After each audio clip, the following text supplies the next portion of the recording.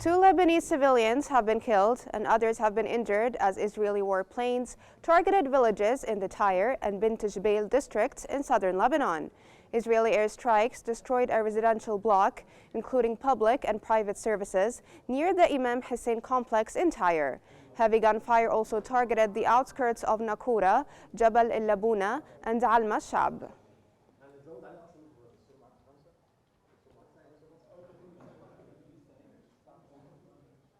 Sirens have sounded in northern Israel over areas close to borders with Lebanon. The Israeli occupation forces stated that a number of suspicious aerial targets crossed from Lebanon into northern Israel and that sirens sounded several times.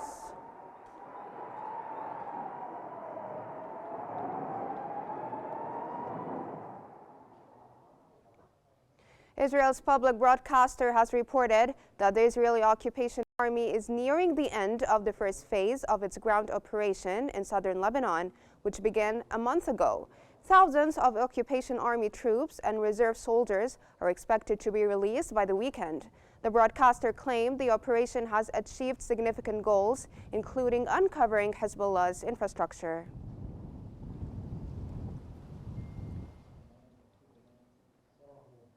Five Palestinians have been killed and others have been injured in the Israeli airstrikes targeting tents housing displaced people in the Nusayrat camp, central Gaza Strip.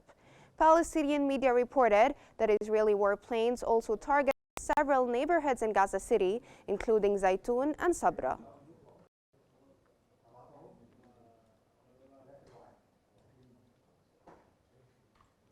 The Israeli army has committed two massacres in northern Gaza's Jabalia, hitting residential buildings housing over 170 civilians. Palestinian media confirmed that at least 84 deaths, including over 50 children, with dozens more missing or injured.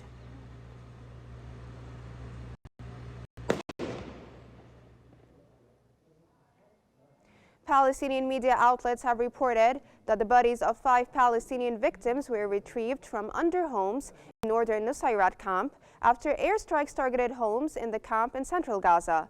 Al-Auda hospital received several victims and injured, while nearby areas were also shelled by artillery. Overnight, Israel continued to demolish residential buildings in northern Nusayrat.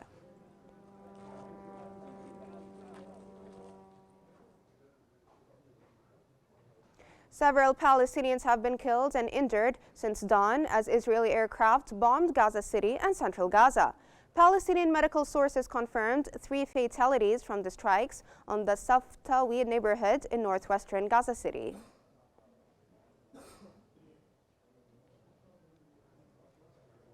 The polio vaccination campaign in Gaza has resumed after facing significant delays due to Israeli bombardments, widespread displacement, and restricted access. Originally launched on September 1st, the campaign followed a confirmed case by the World Health Organization in August of a partially paralyzed baby as a result of the type 2 polio virus, the first in Gaza in 25 years. Although a humanitarian pause was agreed upon to facilitate the campaign, World Health Organization and UNICEF report that the area covered by the agreement is now limited to Gaza City, a reduction from the broader coverage granted in September.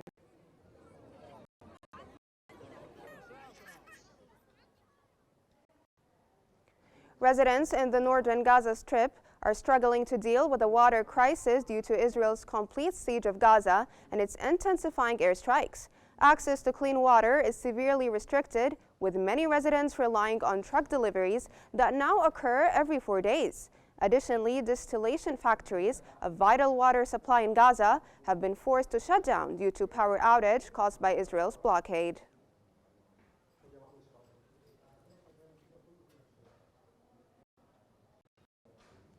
In the occupied West Bank, the Israeli occupation army stormed Bethlehem and Nablus.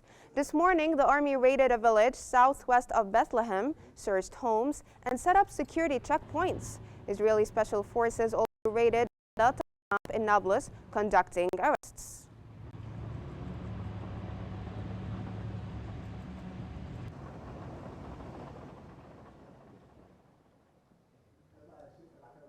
Senior UN officials warned catastrophic situation in northern Gaza. A statement signed by leaders from UNICEF, The World Food Program and other aid agencies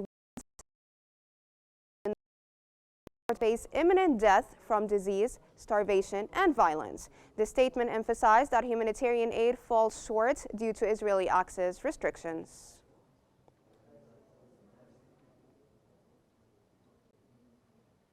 Israel's cabinet is voting on strict austerity budget to address soaring defense costs stemming from the ongoing war in Gaza and Lebanon. The budget includes 40 billion shekels in cuts and tax hikes, including raising the value-added tax to 18% as part of fiscal tightening measures.